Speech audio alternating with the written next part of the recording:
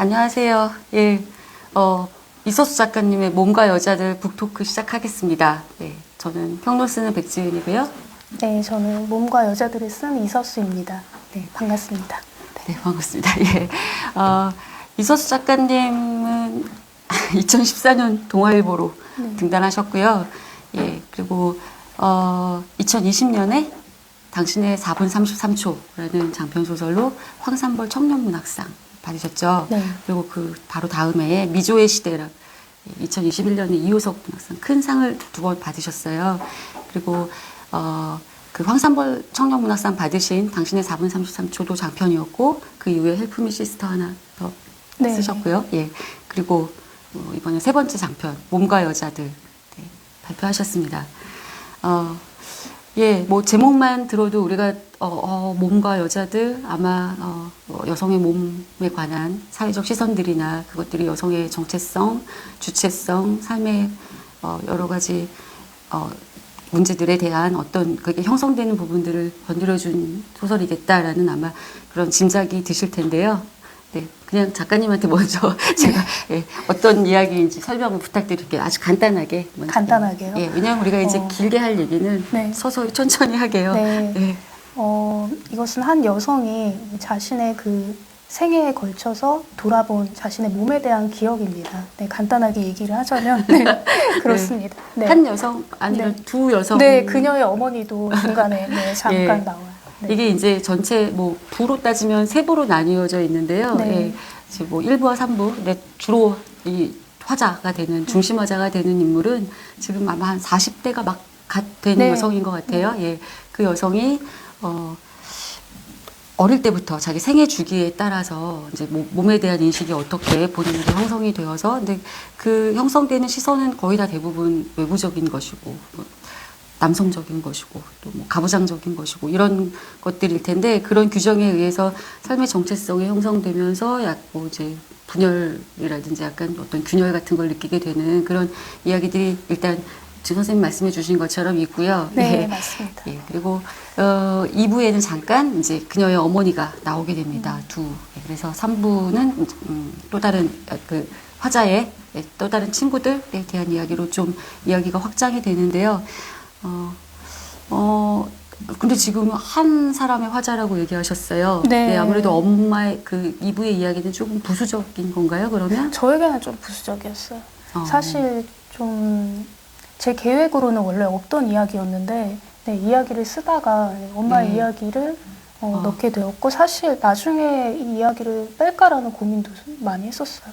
이 주인공에게만 초점을 맞춰서 써야 되지 않을까라는 생각도 했는데 네.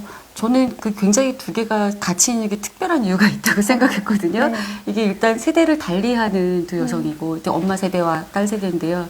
그리고 또 엄마 세대는 지금 59년생으로 나오고, 그 어머니의 생애 주기에 따른 여성성의 형성 과정이라고 하면 이제 60, 70년대가 되겠죠. 그리고 지금 이 중심 화자가 하는 이야기는 아마 90년대부터 한 2000년대까지에 해당하는, 2000년대 초반에 해당하는, 그래서 그 세대를 달리하는 것으로 두 화자를 내세운 것이 이 이야기를 전해야 할 어떤 특정한 어떤 독자랄까, 이 이야기를 들려주고 싶은, 내지는 아니면 이 이야기로서 누군가의 목소리를 전한다고 할 때 그 누군가에 대한 어떤 그림이 따로 있지 않을까 하는 생각도 했었는데, 예, 근데 사실 초점을 맞추고 싶은 건 네, 화자셨군요. 주인공이었고 그 어머니 이야기는 사실 제가 이 소설에 대한 이야기를 어머니와 나누다가 네, 어머니가 자신의 이야기를 좀 들려주셨는데 그때 제가 필요하겠다라는 생각이 들었어요. 네, 50년대생 여성의 이야기가 필요하겠다. 그러니까 그 시절에 실제로 저희 어머니가 서울로 올라와서 실밥 공장에 다니셨고 굉장히 적은 돈을 받고 생활을 하셨어요.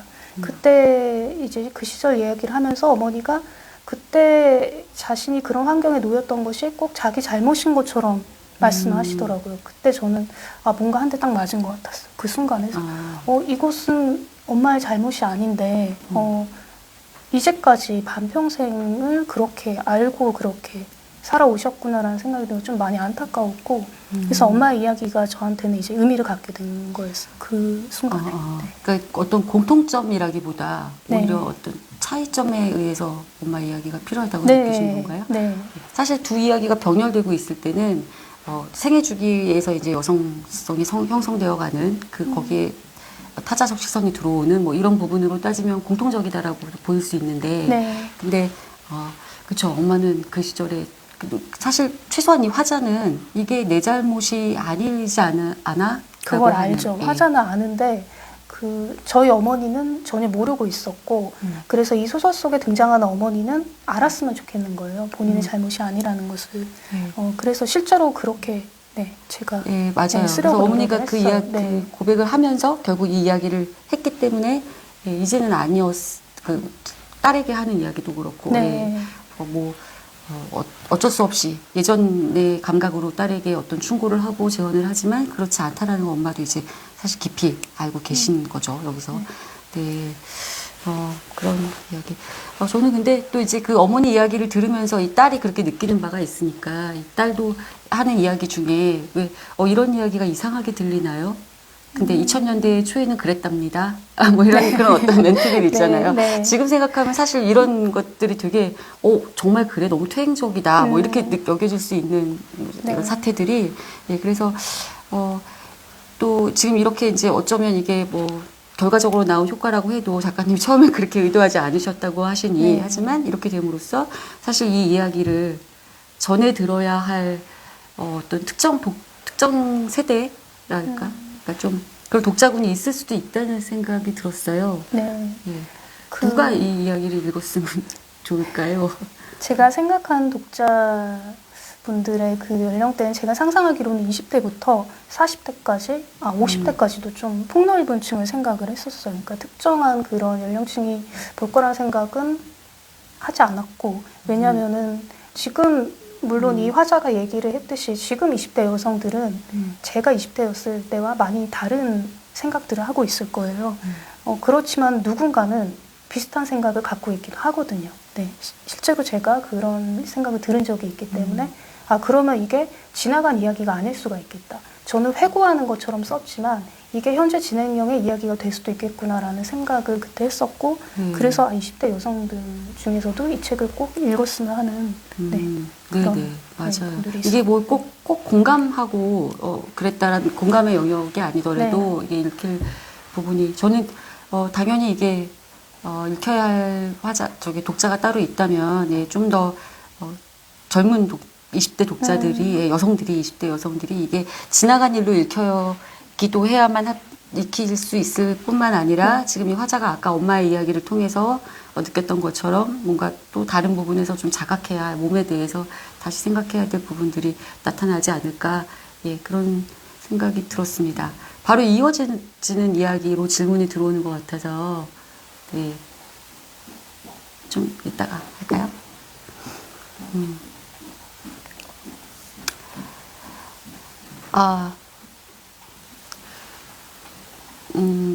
자, 저 질문이 나오기 전에 네, 지금 질문이 계속 올라오고 있어서.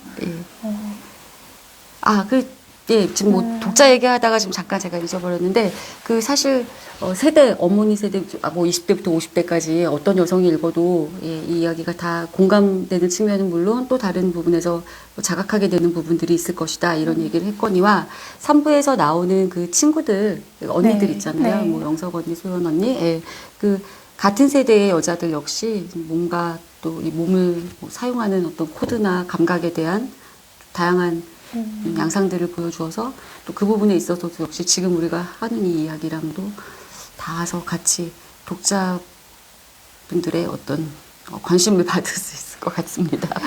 감사합니다. 좀 더 구체적으로 얘기를 해주신 것 같아요. 엄마가 자신의 잘못이 아닌 걸 알았으면 좋겠다. 예, 그 말씀을 들으니 독자들이 이걸 알았으면 좋겠다. 이런 게 혹시 있으실 것 같은데 이제 쓰시면서 그런 부분이 뭐 어떤 게 있을까? 우리가 그 부모님 세대를 이해를 얼마나 하고 있는가라는 생각을 저는 자주 하거든요.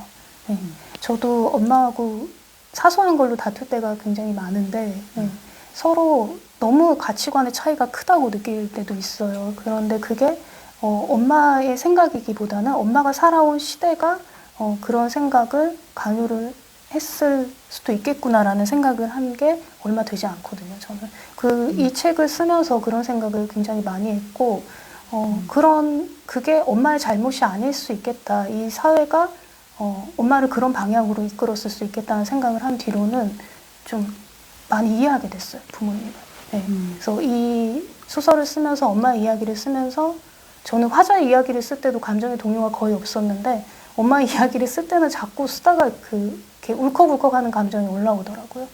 화자한테는 그런 걸 느끼지 않았는데 아마 제가 엄마 생각을 좀 많이 했던 것 같고 그러니까 소설을 쓰면서 저는 그 과정을 꼭 거치는 것 같아요. 제가 좀 이해하지 못했던 인물들을 다 이해하지 못하더라도 조금 더 깊게 들어가 보는 그런 과정을 좀 거치는 것 같아요. 그래서 소설 쓰기가 저한테는 그게 가장 큰 매력 같아요. 네.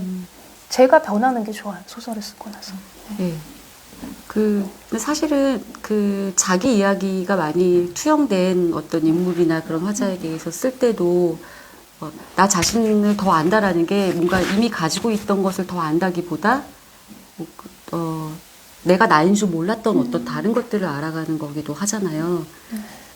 예, 그런 지금 말씀 들으면서 엄마 얘기를 들으면서 당연히 엄마를 더 이해하게 되었다라는 것도 있겠지만 그렇게 타인을 이해하기도 하지만 자기 이야기를 쓸 때도 자기를 이해하게 되는 그러니까 나로 이해한다기보다 나의 어떤 타자성? 네, 맞아요. 거리를 네. 두고 보게 되니까 여기도 나의 지금 새로운 면을 그렇죠. 일부에서 지금 좀 약간 이 화제에 대해서는 확실히 뭔가 좀 객관화시켜서 얘기를 쓰시려고 한 부분이 있는 것 같아요. 그럼에도 물론 당연히 어떤 이제 요 나이대 여성이니까 작가가 투영된 어떤 부분이 있겠다라고 우리가 짐작은 하겠지만, 근데 손에 객관화시켜서 쓰시려고 한 것 같지만 거기서 드러나는 것도 지금 얘기가 좀 중구난방 가는 것 같긴 한데 제가 좀 요 부분하고 이어져서 생각해봤던 게 그 얘기 중에 나를 가장 잘 아는 사람은 나잖아 라는 이야기 있죠. 그리고 내 몸에 상처 입히지 않을 사람 가장 상처 입히지 않을 것도 나고.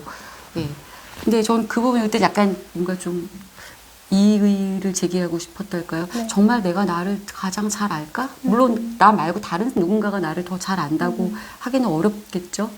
하지만 내가 나를 잘 안다고 하는 것도 좀 약간 그 부분에서 확신이 느껴지는 어떤 발언 같아서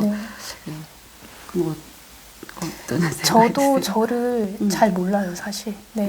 저를 모르고 제가 쓴 소설도 저는 어떤지 제가 모르겠더라고요. 그러니까 저에 대해서 안다는 게 힘든 것 같아요. 자기 자신에 대해서 안다는 게. 근데 그래서 여기에 나오는 화자는 그런 생각을 가진 화자를 썼던 것 같아요. 자기 자신에 대해서 좀 확신을 갖고 이야기할 수 있는 사람이 있다면 저는 좀 매력을 느낄 것 같거든요. 그 인물은 왜 그런 생각을 하는 걸까라는 그 과정을 좀 따라가 보고 싶었어요. 그러니까 처음부터 저도 이 인물이 저의 모습이 투영된 인물은 전혀 아니고요. 저하고 오히려 좀 다른 모습을 많이 가진 인물이에요. 근데 이 인물이 왜 그런 확신을 갖게 되었는지는 또 생각을 해봐야 되겠죠. 그러니까 저는 이 소설 속에서 인물이 겪는 그 고통들이 결국 이 주인공을 성장하게 했다. 어느 정도는. 그러니까 그 과정에서 자기 확신을 좀 가졌을 것이다라는 생각을 하지만은 사실 더 깊게 들어가면은 우리 모두 다 고통을 겪고 있잖아요. 저도 그렇고. 근데 저는 왜 저에 대한 확신을 이렇게 얻지 못하고 살아가는 걸까라는 의문도 좀 들기는 해요. 그래서 소설 속의 인물을 통해서 저하고 다른 인물을 좀 그려보고 싶었다. 그런 의미에서 약간 거리감을 두고 어떤 인물을 만들었기 때문에 이 화자가 나타났기 때문에 그런 말을 할 수 있는 화자가 나왔다라는 생각도 드네요. 근데 사실 이게 고백체라서 이제 워낙 했습니다, 씁니다로 되어 있는 고백체여가지고 그래서 이제 그럼 이게 굉장히 어떤 작가의 진짜 생각이 이렇게 투영된 게 아닐까 이런 오해랄까 그런 게 있을 수도 있겠지만 근데 동시에 이 고백체는 굉장히 특이한 고백체라는 생각을 했거든요. 이게 경어체라서 고백체가 경어체가 될 때요. 이 경어가 당연히 이제 구어가 돼가지고 앞에 뭐 청자를 상정하고 얘기하는 것 같으니까 네. 그렇긴 한데 이게 자연스럽게 그냥 내 속에서 터져 나오는 막 이렇게 일기 쓰듯 하는 고백이 아니라 약간 어떤 누가 그러니까 얘기해봐 왜 그런 거야 넌 왜 그랬어 라는 어떤 취조에 답하는 또 취조까지 좀 심하지만 네. 뭔가 내가 나를 이걸 좀 설명을 해야 될 것 같아. 내가 왜 이렇게 이런 걸 싫어하냐면 내가 왜 이런 거에 나는 내 몸을 그렇게 하고 싶지 않아. 이런 이유들을 어떻게든 좀 그때의 기분을 얘기해보고 설명해보고 그러면서 스스로 자기를 다시 되돌아보는 그런 의미에서 고백이긴 고백이되 뭐랄까 좀 어떤 좀 특이한 지점에서 만들어지는 네. 그런 생각도 해봤습니다. 이 책이 이 실로 부끄러운 고백이어서 한 번밖에 말하지 못할 것 같다는 말로 시작을 해요. 네. 이 부분 많은 분들이 이게 왜 부끄러운 고백이며 왜 한 번밖에 말하지 못하는 것일까라는 네, 그런 의문을 가지시더라고요. 그래서 저는 좋았어요. 그 의문을 가지신 게. 이 인물이 저도 이 고백을 하는 상황이 편안하게 자기 이야기를 하는 것 같진 않아요. 그러니까 어떤 이야기를 할 수밖에 없는 어떤 무대에 오른 상태에서 그렇죠. 어떤 의무감을 가지고 자기 얘기를 하고 있다고 생각을 했어요. 그러니까 이 이야기가 필요하다라는 생각, 들려주고 싶다는 생각. 그러니까 자연스러운 발화 같지는 않았어요. 제가 쓰면서도. 네. 사실 좀 뭐랄까 문체도 다르잖아요. 네. 많이 다르게 쓰셨던 것 같아요. 전작들에 비해서. 그리고 전작들에 비해 제목도 굉장히 직관적인 것 같은데 네. 이렇게 바로 지금 저기 올라왔는데요. 제목을 지으시게 된 연유가 궁금합니다. 네. 직관적으로 지은 게 맞아요. 사실 네. 제가 제목을 지을 때는 온갖 그 서정적인 그런 단어들도 다 끌어와 보고 시집도 많이 펼쳐보고 그런데 이 글은 몸과 여자들에 대해서 써보자라는 생각을 그대로 그냥 제목으로 가져왔어요. 그것보다 더 맞는 제목이 없는 것 같았고 그 생각이 결국에는 이 소설을 완성하게 만든 힘이었기 때문에 사실 저는 이거 시작할 때도 완성하지 못할 것 같았거든요. 네, 저한테는 조금 쓰기 힘든 이야기였고 그 작가보다 작가가 쓰려는 그 이야기가 더 강하면 안 되는 것 같아요. 작가가 더 강해야 되는 것 같아요. 근데 저는 이 얘기를 쓸 때 이 이야기보다 내가 더 강한가라는 생각을 했을 때 강한 것 같지가 않았어요. 그래서 다 써놓고도 사실 원고를 보내드릴까 말까 되게 고민을 많이 했고 이 원고 말고 다른 작품이 사실 있었거든요. 그래서 그 작품을 그냥 보내드릴까라는 고민도 많이 했어요. 그런데 제가 이 글을 발표하지 않으면은 그 시점에 영원히 그냥 책상 서랍 속에 그냥 넣어둘 것 같은 생각을 많이 했고 그래서 제목을 더 저를 끌어당긴 그냥 강한 힘으로 강한 힘을 가진 제목으로 지어야겠다 해서 몸과 여자들로 확정을 했고 제목을 짓고 나서 사실 바꾸는 경우도 되게 많은데 이건 바꿀 생각을 한 번도 하지 않았어요. 네. 그래서 결정적인 계기가 있을까요?라고 질문이 올라오긴 했는데요. 그거는 이제 뭐, 계기, 또 뭐 내밀한 것일 수도 있고 아닐 수도 있고. 그 나이 같아요, 사실. 지금 아니면 안 된다. 네. 제가 수명을 80세로 가정을 했을 때 제가 절반 가까이 살았어요. 절반을 살았더라고요. 그래서 저의 인생을 돌아보게 되더라고요. 그러고 몸이 여기저기가 이제 괜히 탈이 나고 무릎이 아프고 계단을 내려가는데 무릎이 아프고 힘 더 빠지기 전에 써야겠다. 네, 그런 생각을 많이 하면서 몸에 대한 생각을 많이 해보게 됐고 그러고 제가 30대 시절에는 10대 생각을 별로 안 했어요. 10대 시절을. 근데 지금 오히려 10대 시절 생각을 굉장히 좀 많이 하게 되더라고요. 그 이유는 역시 나이 때문이 아닐까. 그러니까 교복을 입었던 시절이 너무 먼 거예요. 네. 그 시절을 떠올리다가 그게 아름다운 추억으로만 떠오른다면 좋겠지만은 그때 그런 일이 어떻게 있을 수가 있었을까라는 그런 일들이 좀 있었거든요. 그래서 그런 것들이 이제 계속 남더라고요. 한 번도 글로 표현해보지 않았는데 한 번쯤은 작업해보면 어떨까? 네. 잘하셨어요. 근데 이거 근데 사실 몸과 나이에 대한 이야기 되게 하고 싶은 얘기가 많기도 해요. 근데 지금 아까 방금 하긴 잊어버릴까봐. 근데 이 이야기가 이야기가 작가보다 크면 안 될 것 같은데 이야기 그래서 쓰기가 어려워하셨는데 주저주저 하셨는데 그냥 그래도 이 이야기를 쓰게 되셨다라고 네. 했잖아요. 그러니까 이야기가 결국 뭐 끌고 갔다라는 말씀이실 텐데, 네, 그런 거 맞나요? 네, 이게 또 고백체여서 더 그랬던 것 같아요. 만약에 고백체가 아니었다면은 중간에 포기를 했을 수도 있는데 이 인물이 고백을 한번 시작을 하니까 멈추게 하기가 더 힘들었어요. 네, 고백을 다 마칠 때까지 안 내려갈 것 같은 거예요. 그 제가 생각하는 그 가상의 무대에서. 네. 그래서 고백체였기 때문에 완성할 수 있었던 것도. 네. 네, 그 가상의 무대 말씀하시니까 딱 정말 어울리는 것 같아요. 그리고 지금 이 화자의 말들이 무대 위에서 누군가가 말하고 있는 걸로 들릴 때 약간 호소 같기도 하고 그냥 고백이라기보다 네. 그렇기도 합니다. 네, 아무튼 몸과 나이 그래서 내가 나이. 이 나이가 지나면 진짜 옛날 얘기 더 이상 못 쓸 것 같기도 하고 또 몸에 대한 되게 직접적인 이야기니까 네. 이런 것들이 어떤 좀 이 시점에서 좀 완성하고 싶었다라는 그런 말씀이 이제 공감을 하게 됩니다.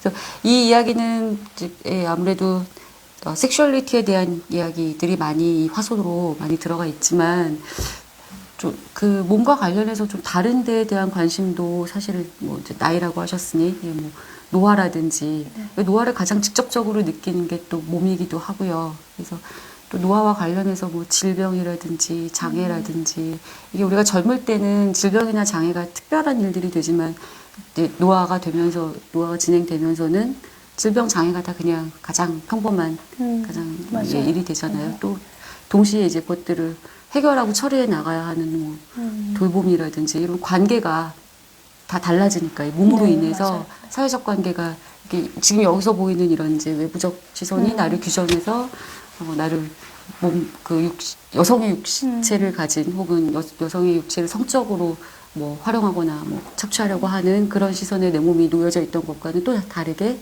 다른 그런 사회적 관계 안에서 내 몸을 맡겨야 하는. 근데 이때 섹슈얼리티로서 내가 도구화되고 타자화되는 것과는 또 다른 방식으로 내가 타자화가 될 텐데 그 몸을 다 내가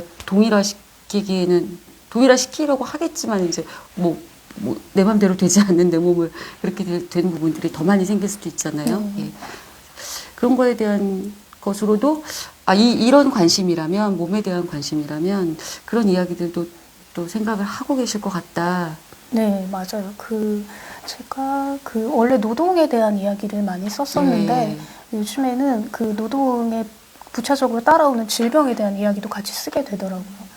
직업병인데, 원인 모를 그런 질병이라든지, 실제로 뭐 제가 겪고 있는 지피를 하면서 겪는 거북목에서 비롯되는 두통 같은 거, 손목 통증 같은 것부터 시작을 해서 저도 이제 글 쓰는 게 노동이기 때문에.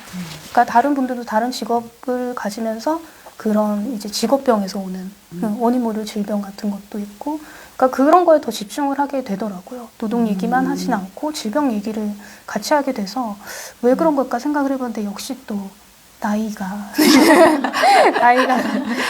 그런 것에 이제 관심을 가질 나이가 되었기 때문에 그런 것 같아요. 그래서 아까도 얘기를 했지만 다니엘 페나그 몸의 일기라는 그 책을 보면은 어린 시절부터 80대까지 그 화자가 자기 몸의 변화에 대해 서술을 하잖아요.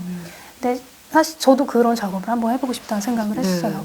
그러니까 나이가 지금부터 앞으로 한 40년간 제 몸에 일어나는 그런 다채로운 변화들을 기록을 해보면은 아무래도 제 생각에도 섹슈얼리티보다는 그러니까 얘기하셨듯이 노화나 뭐 죽음이나 돌봄 노동이나 그쪽에 조금 치우쳐질 것 같기는 해요. 그러니까 치우쳐지는 게 아니라 사실 몸에 대한 다른 측면을 얘기를 하는 거죠. 그러니까 몸에 대해서 우리가 얘기할 수 있는 것들이 다양한 것 같아요. 네. 그 몸이 그러니까 나이 들수록 더 나이가 계기가 되어서 이런 이야기들을 우리가 하게 된다고 할 때 지금 이 소설에 나오는 몸은 뭔가 좀 나의 주인이 그러니까 내가 주인이 되기가 어려운 내 몸이잖아요. 그래서 그러니까 그것 때문에 고통을 느끼는 거니까 이 화자가 역설적으로 그렇죠. 그게 내가 내 몸의 주인이 되고자 하는 의지 때문에 느끼는 고통이기 때문에 뭐 크게 다르다고 할 수는 없지만 역시 몸에 근데 다른 이제 방금 우리가 얘기하고 있는 이 주제로 가면 몸이라는 게 되게 애틋해지는 것 같아요. 무슨 말씀을 하고 싶었냐면 이때는 지금 몸과 마음을 내가 분리해서도 섹슈얼리티에 대해서는 약간 좀 분리해서 사고할 수밖에 없는 어떤 지점들을 화자가 자꾸 내비쳐요. 나는 내 몸을 도구로 쓰고 싶지 않아. 나 내 몸을 아무 곳에도 사용하고 싶지 않아. 라고 하는데 이제 어떤 지점에 가면 사실 내가 몸을 사용한다라는 게 뭐지? 라고 어쩌면 내 몸을 사용하지 않고 내가 정신을 사용하는 건 그럼 따로 있나? 그러니까 내가 내 몸을 사용하는 거에 대한 걸 좀 다르게 분리시켜 놨을 때 그것으로부터 분리되는 내가 또 어디에 있지? 뭐 이런 의미에서 그래서 결국 몸이 가장 나 아닌가? 예, 정말 나는 몸 말고 뭐가 나을까? 그럼 몸 뺀 뭐가 나을까? 이런 생각도 약간 다른 지점에서 온 생각이긴 한데 그런 생각도 들었거든요. 사실은 그게 요즘 뭐 코로나 때문에 우리가 몸에 대한 생각들을 또 여러 가지로 하잖아요. 이게 우리 몸들이 어떤 식으로 서로 이어져 있는지 이런 생각도 하고. 근데 그런 것보다 이제 비대면 비접촉을 워낙 오래 한 2, 3년, 지금 3년 이상을 이렇게 지내다 보니까 몸끼리 부딪힘 우리가 이렇게 한다라는 거.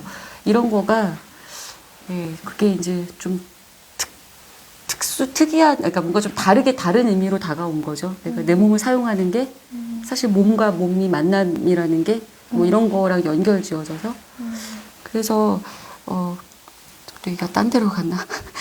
예, 그래서 몸과 그러니까 나와 나의 몸의 관계 이런 거에 대한 이야기를 조금 더 해보고 싶어요. 저는 내 몸이 내 몸 같지 않을 때가 아플 때, 아플 때 그게 가장 강하게 오는 것 같더라고요.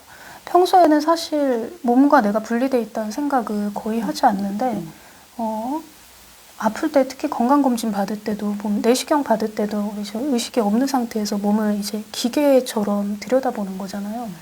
그럴 때는 내 몸이 나하고 분리된 어떤 유기체처럼 느껴질 때가 있더라고요, 현실 속에서도. 네. 저는 약간 반대인 것 같아요. 네. 어떻게요? 지금 뭐 생각해 본 적은 없는데 병원에서 그러니까 내 몸을 냈을 때 사실 제일 그때 분리하고 싶달까요? 내 몸을 분리하고 싶지만 내가 이거구나, 내가 기계구나. 결국 나는 내 몸이 뭐랄까 이 거추장스러운기도 하고 뭐 흉측하기도 한 육체구나 이런 느낌. 네.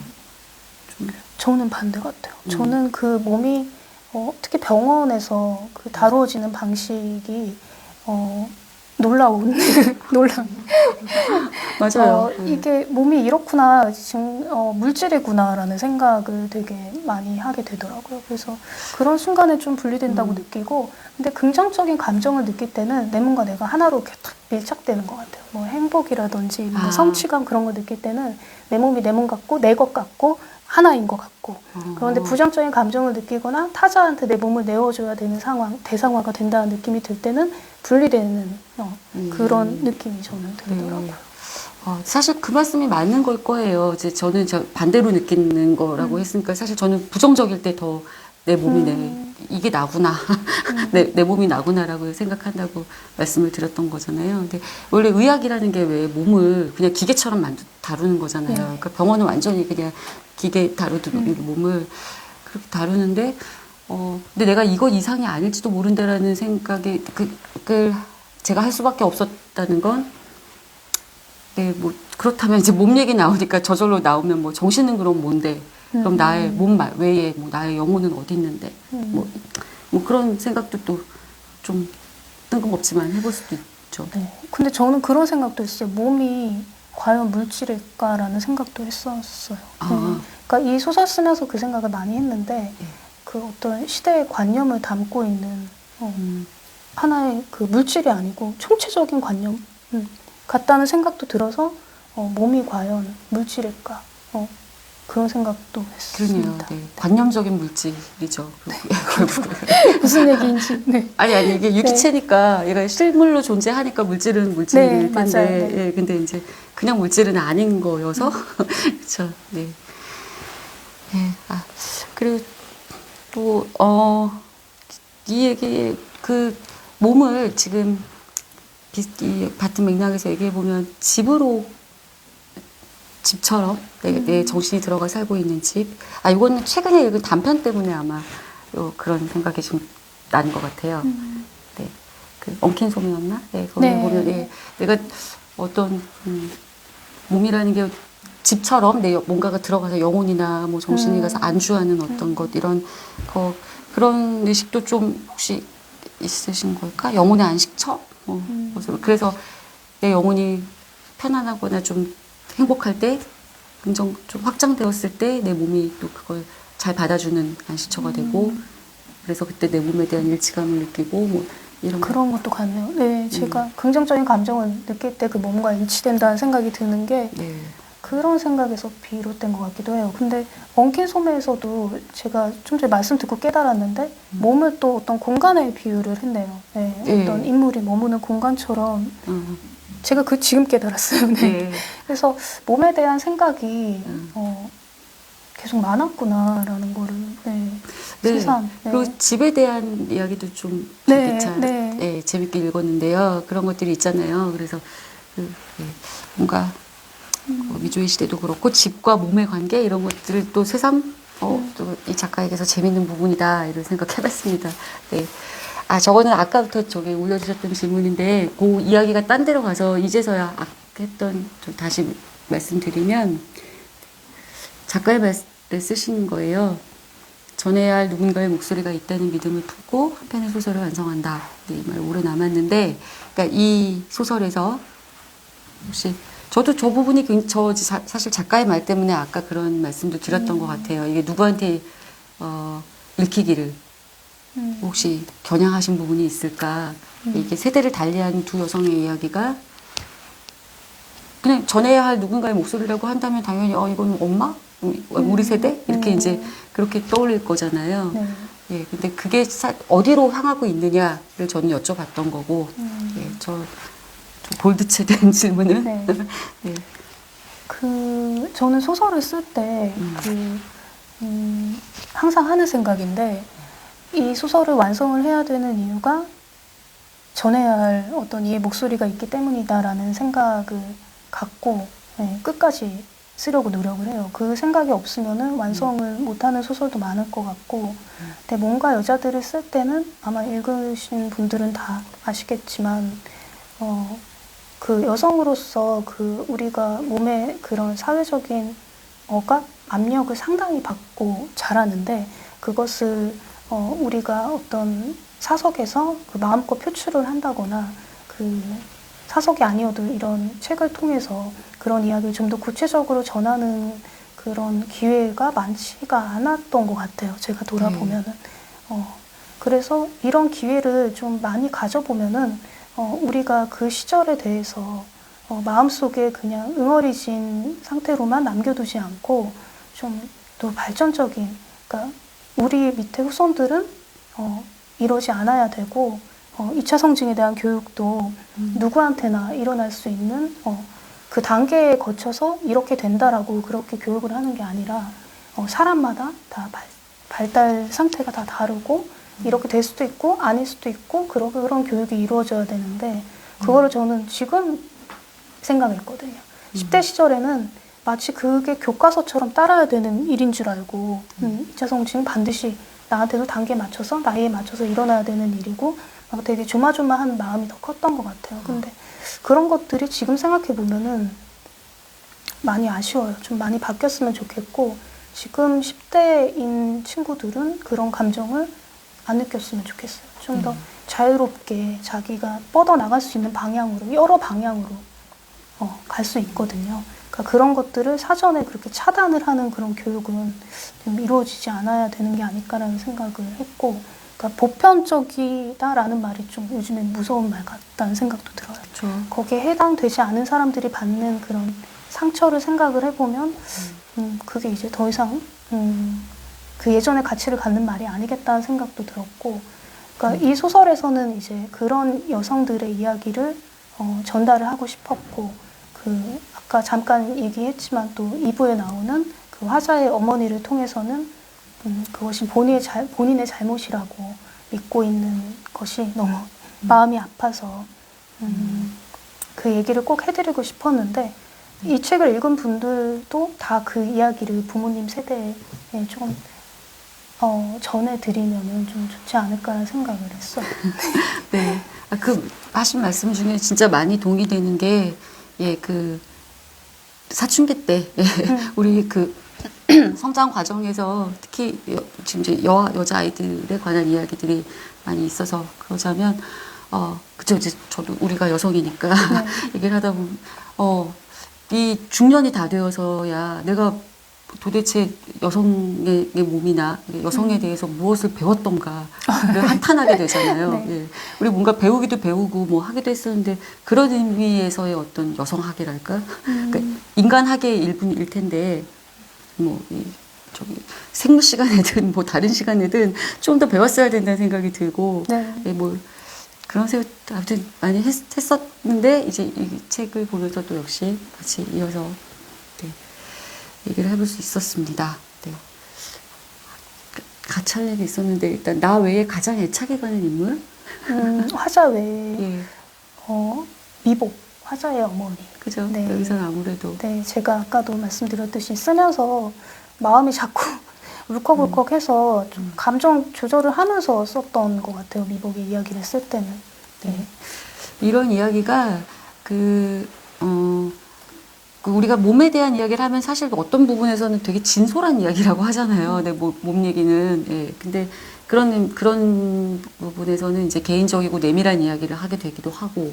근데 꼭 그렇게만 얘기할 것이 아니라 몸에 대한 건, 좀 되게 사회과학적인 이야기도 있고. 예. 그리고 또 뭐 몸과 정신, 영혼마 뭐 이런 얘기 하면 네. 되게 철학적으로 갈 수도 있고. 네.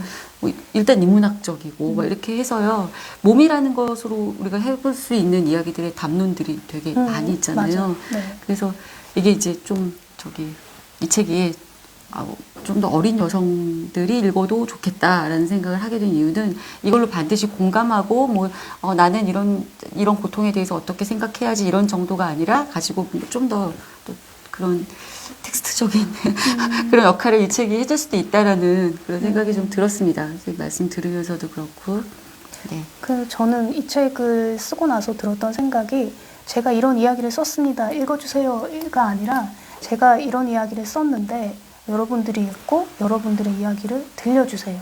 네, 가까웠어요. 그래서 많이 들려주셨으면 좋겠어요. 네. 네. 여기에 왜 성추행 이야기가 나왔을 때 성추행의 경험에 대해서 나한테 얘기하란 말이야? 그건 여성의 역사를 다 얘기하라는 건데 이런 얘기가 네. 예, 책에 나오는 부분이 네, 있잖아요. 나오죠. 네. 예, 예. 근데 그런 것처럼 이 이야기를 읽으면 뭔가 나의 역사가 또 다시 얘기가 되어서 나도 내 몸에 대해서 얘기할 여자인 것이 내 몸이 있는데 예, 네. 내 몸에 대해서 얘기하고 싶은 것들이 생각이 나고 그것들을 또 어디서 풀어내게 되고 하는 역할을 할 수 있는 책이 예, 그게 아마 저 아까 그 질문 있잖아요. 뭐 가장 누군가의 목소리 전하고 네, 싶었던 맞아요. 누군가의 네. 목소리라는 네. 게 그것이었던 것 같아요. 예.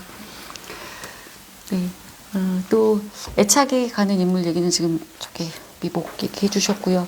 예, 그 시대에 우리 어머니 세대들도 몸을 너무 특히 이제 그 세대 더욱 성적으로 가부장제적인 쟁장제 안에서의 성적으로 유린당하기도 하고 예, 우리한테는 되게 어떻게 보면 너무 빤해요.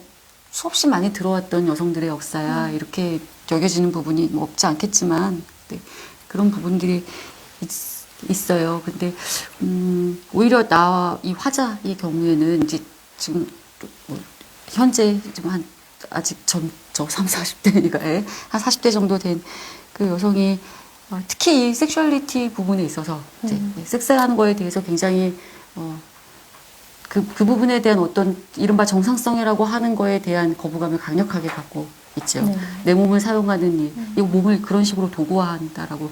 근데 또 다른 측면에서는 이 역시 책에서 나오는 이야기도 합니다만 어떤 여성들의 해방이나 억압이나 이런 것들을 생각해 볼 때 그 섹슈얼리티 해방이라고 하는 부분에 있어서 그건 내 몸을 도구화하는 게 아니라 사실 나를 돌보는 일이야. 라고 여기는 또 한 인물, 영석 같은 네, 인물도 네. 역시 내가 나를 즐겁게 해줄 뭐 권리가 있어, 의무가 있어. 몸이든 정신이든. 예, 그렇게 할 때 우리가 섹슈얼리티도 당연히 고려가 되는 지점이잖아요. 예, 근데 상당히 도구화되는 부분에 대한 이제 생각이 좀 이 책에 여기에는 강하게 나와요. 우리 몸에 도구화되는 부분에. 뭐 우리 그 섹슈얼리티뿐만 아니라 뭐 스포츠에서도 사실 우리 몸을 도구화하는 거고 또 네. 뭐 여러 엔터테인먼트 산업들이 다 어떤 외모를 도구화하기도 하고 뭐 그런 어떤 좀 일반적인 비판이지만 사회적인 이야기들이 많이 있잖아요. 또 그런 부분에 선생님 뭐 또 좀 생각나시는 네. 몸에 대한 아까 얘기했던 바디 프로필이라든지 그 몸을 도구화하는 것이 나쁜가요라고 묻는다면은 어떻게 말씀하실 건가요? 몸을 도구화하는 거. 네. 왜 도구화한다라고 하면 네. 나쁘다고 우리가 뭔가 수단 그 어떤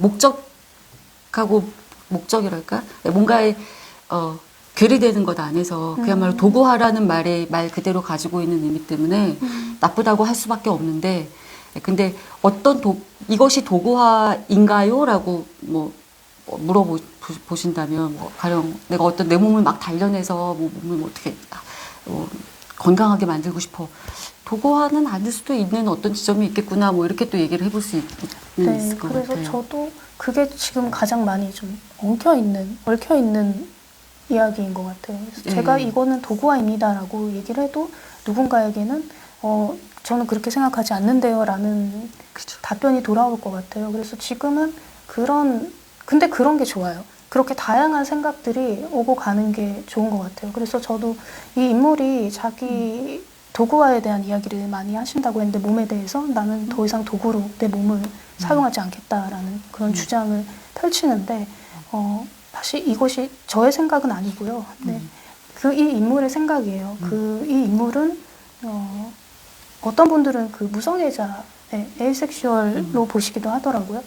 근데 제가 그런 것을 이렇게 유도를 하고 쓴 것은 아니고 그 몸에 대해서 우리가 다양한 생각들을 가질 수가 있는데 어떤 이에게는 우리가 일상적으로 하는 행위가 도구화된 것처럼 느껴질 수가 있고 그러니까 바디 프로필 얘기 아까 잠깐 하셨는데 그게 왜 도구화인가요? 라고 물을 수도 있을 것 같아요. 네, 내가 내 몸을 건강하게 만들어서 자신 있게 누군가에 보여주는 게 아니라 내가 기록으로 남기는 것인데 그게 왜 도구화죠? 라는 질문을 한다면 저는 그 사람 생각도 아주 틀리지는 않다고 생각을 해요. 그 지점도 맞는 것 같아요. 살펴봐야 할 것 같아요. 네, 그래서 도구화라는 단어가 갑자기 좀 어렵게 느껴지네요. 그러네요. 어렵게 느껴지네요.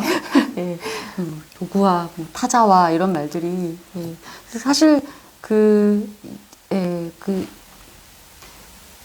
또 우리가 몸을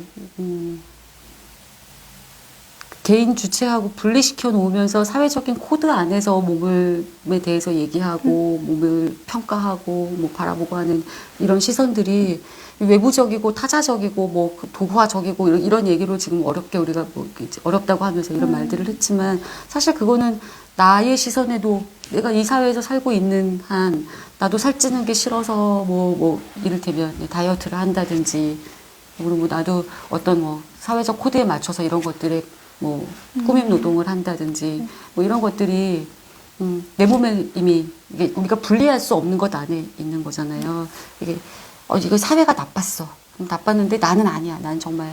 근데 그렇게 되지 않는 지점들도 사실 소설에서 얘기가 되고 있는 것 같아요.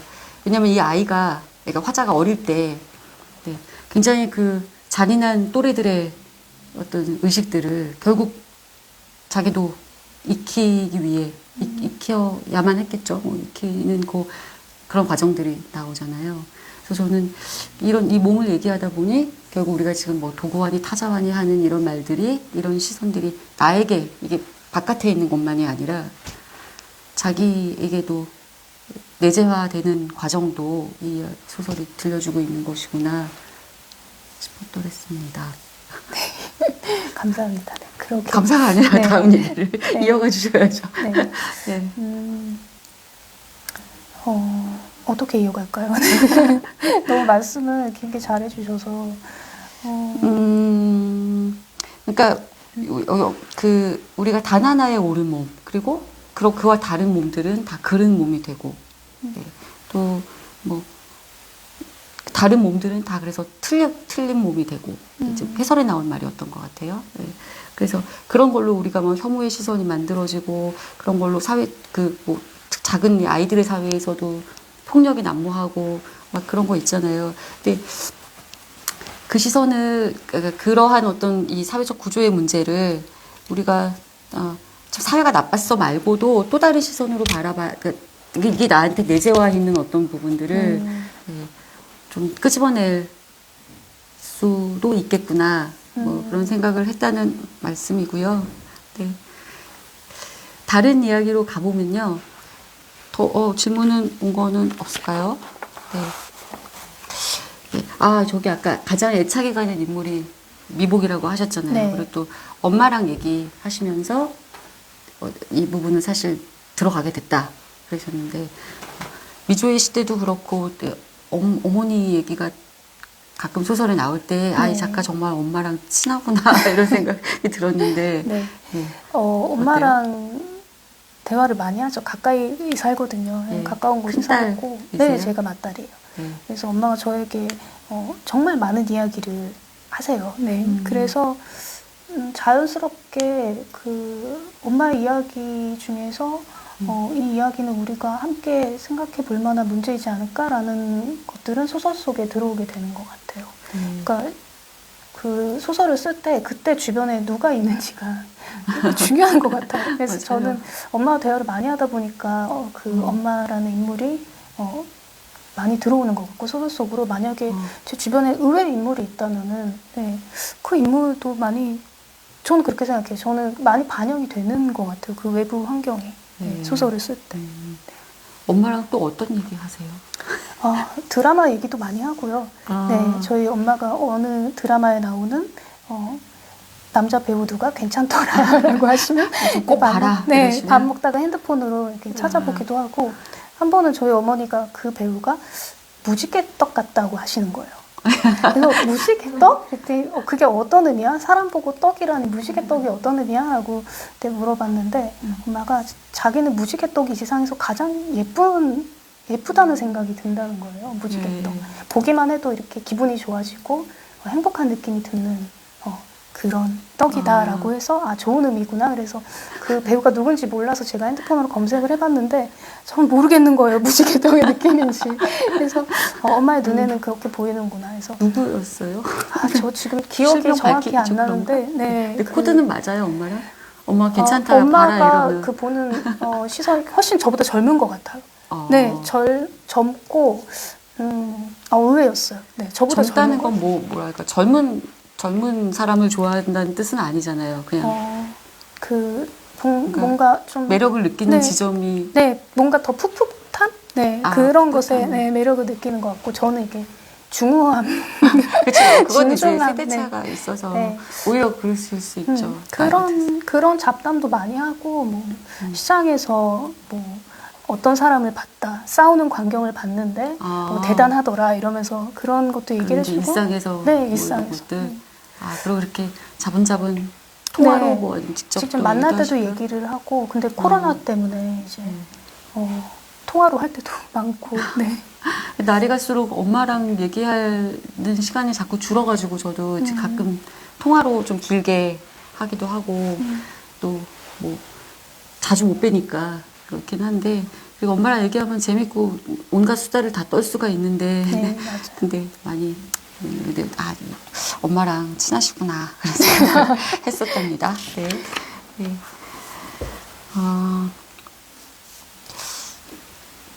작가님도 어린 시절 선망했던 이상적인 몸이 있었나요? 또 나 스스로 내 몸에 갇혀있다는 느낌을 받은 적이 있는지 궁금합니다. 저도 선망했던 이상적인 몸이 당연히 있었죠. 네. 우리 모두가 생각하는 그 기준이 있었거든요. 지금도 있나요? 지금도 있을까요? 지금은 조금 다양해진 것 같아요. 지금은 다양해진 것 같은데 그때에 비하면은 예전에는 그 청순 가련형의 뭐 어떤 여인 막 그런 표현 많이 썼잖아요. 네. 그런 이상적인 몸이 저에게도 있었지만은 그 몸을 내가 가져야 되는 것에 대해서는 거부감이 좀 있었던 것 같아요. 그러니까 모두가 그 몸을 어떤 추앙하는 몸이 있다는 건 알아요. 근데 그거를 내가 따라야 된다라는 생각은 크게 하지 않았어요. 근데 그게 다 작용이 되는 것 같아요. 정신적으로는 스트레스로 작용이 되는 것 같아요. 내가 그걸 따르지 않을 때 오는 그런 마음의 짐이라고 해야 될까요? 그늘이라고 해야 될까요? 그런 것들이 있고 내 몸에 갇혀 있다는 느낌을 저는 자주 받아요. 네. 그래서 제가 이 소설을 쓰고 나서도 그런 생각을 많이 했는데 내가 몸을 너무 부정적으로 느끼나? 라는 생각을 좀 한 적이 있어요. 그러니까 어떤 사회의 그런 압력을 고스란히 담는 그런 수동적인 그런 존재로 몸을 느끼는지 왜 그런 걸까라는 생각을 많이 했었어요. 네. 조금 몸을 좀 다르게 그려볼 수도 있을 텐데 왜 자꾸 그런 생각을 하는 걸까? 근데 저는 제가 어떤 선택을 내리거나 어떤 사건을 해석을 할 때 항상 제가 여성의 신체를 갖고 있기 때문에 여성의 몸이어서 요거 들어가더라고 이런 문장이. 그러니까 몸에 갇혀 있는 거죠. 벗어나려고 근데 노력을 많이 해요. 제가 특정 성별을 갖고 있다는 것을 너무 의식하면서 사는 게 아닐까.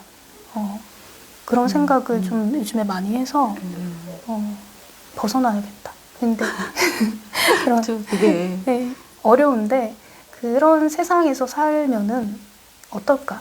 그러니까 제가 지금 저의 몸을 보는 시선이나 이 화자가 느끼는 자신의 몸에 대한 그런 시선이 사실 외부에서 투영된 것이잖아요. 자기 본연으로 그렇게 느끼는 것이 아니기 때문에 그런 것에서 다 벗어난다면은 우리는 과연 우리의 몸을 어떤 시선으로 볼 수 있을까? 다들 누구나 그럴 거라고 저도 생각해 본 적이 있는데 뭔가 이 성별이 없는 세상에 살고 싶다. 다 어릴 때든 뭐 조금 커서든 하지 않나요?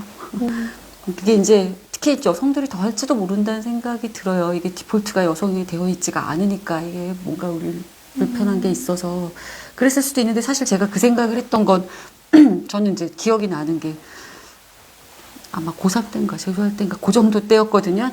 그 때였던 것 같은데 진짜 이게 그냥 단순하게 그냥 성별이 없었으면 좋겠다. 그런 생각을 뭐 이렇게 좀 강력하게 들었었던 것 같아요. 네. 그때는 이 세상이 너무 남성 중심적이어서 그래 이런 생각도 없이 그런 것도 깨닫지 않은 채로 그냥 없었으면 좋겠다라는 생각했던 기억이 나는데 예, 근데 그럼에도 이제 저는 아까 그 질문에서 어떤 이상적인 몸이라는 게 있다기보다 내가 볼 때 뭐랄까 작고 아담한 저 몸도 예쁘고 길쭉하고 우람한 저 몸도 예쁘고 그러니까 다 각자 예쁘다는 판단을 우리는 할 수는 있잖아요. 네. 예. 근데 그 중에 하나만 예쁘다고 하는 거에는 잘 동의가 안 되잖아요. 네. 근데 뭔가 어떤 그런 감각을 이건 가지고 있었던 것 같아요. 아까 저기서 하나의 가장 이상적인 몸이 뭐라고 생각하냐는 질문, 선생님한테 들은 질문이지만 생각해보면서 그런 게 있나 정말 다 뭐 이렇게 그렇다고 물론 모든 몸이 다 예뻐 이렇게 보이지는 않죠. 그리고 또 저도 지향하는 뭔가가 뭐 더 날씬해지고 싶어, 뭐 더 비율이 좋았으면 좋겠어 이런 생각들을 하면서 살지만 네. 그렇지만.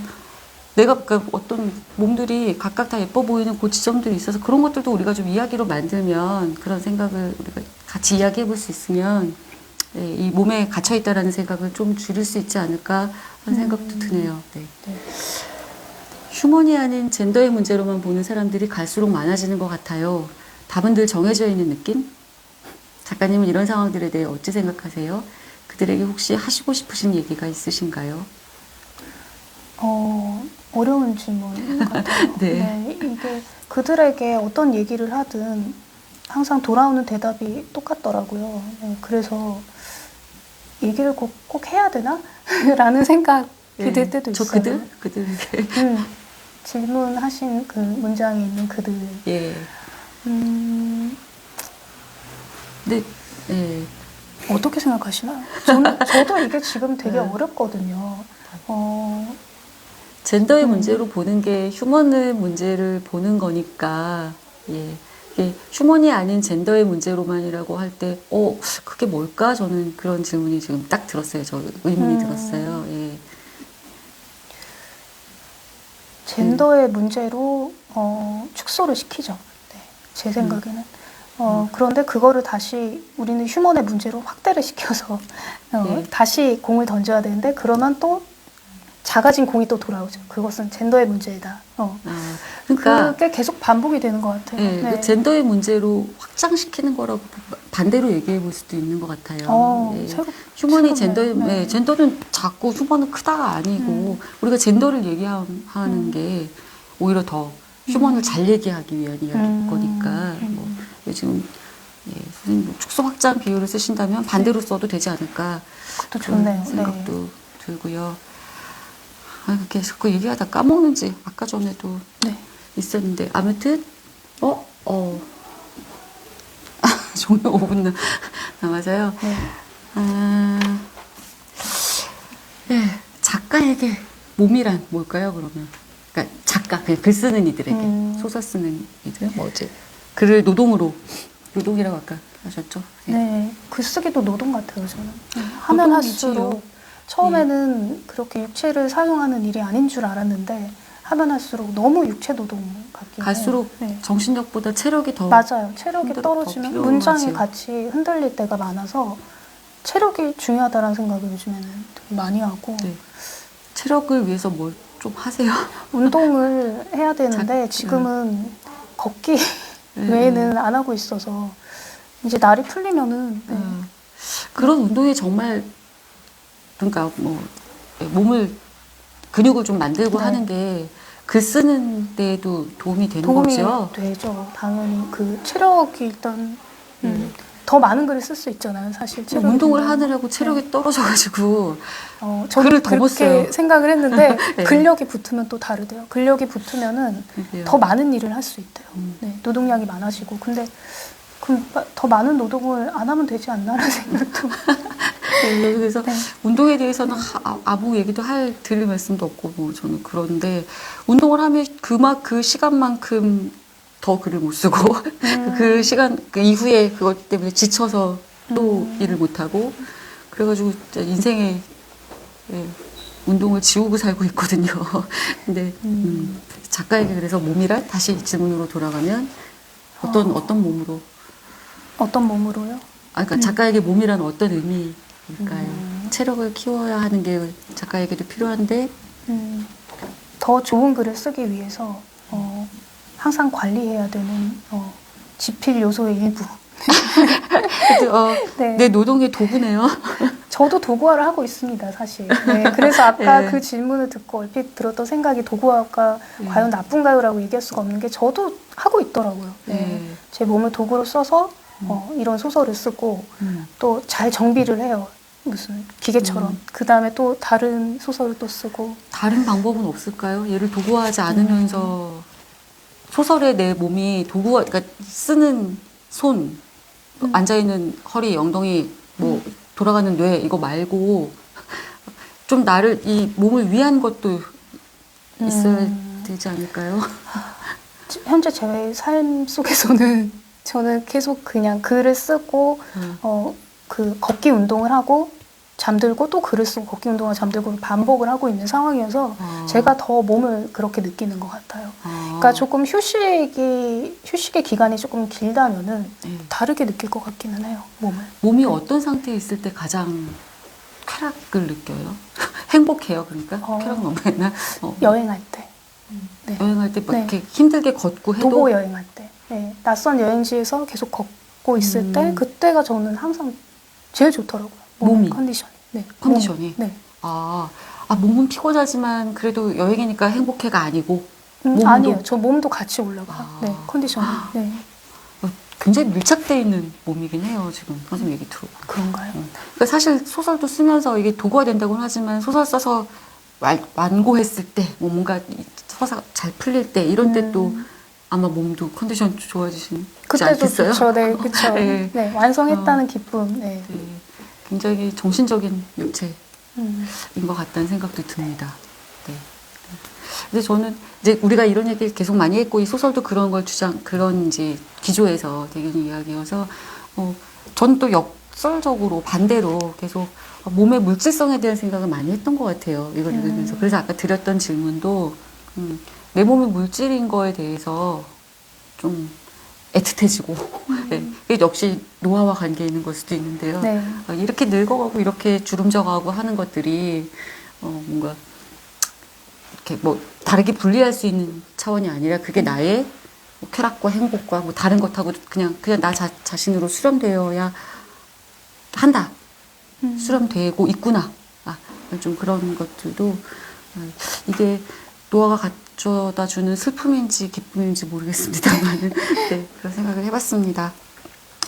네, 우리가 뭐 독자님들에 대한 이야기도 어떤 분들이 읽어주셨으면 좋겠다, 또 어떤 누군가의 목소리를 전한다 이런 얘기도 아까 하긴 했는데 그래도 마지막으로 네, 아직 사실 몸과 여자들을 읽으신 분들보다 안 읽으신 분들에게 이 책을 소개해드리고 싶은 마음으로 오늘 북토크를 진행한 거니까 네. 예, 한 말씀 해주시고 이제 거의 지금 시간이 다 된 것 같아요. 그래서 네.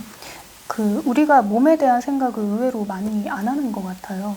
근데 살아가면서 한 번쯤은 우리가 평생 가져가야 할 몸에 대해서 한번 돌아보는 시간을 가져도 좋지 않을까 그런 생각을 했고, 또 이 책을 읽고 저는 그 남성 독자분들이 불편했다라고 좀 말씀을 하셨는데 저는 그것도 좋았어요.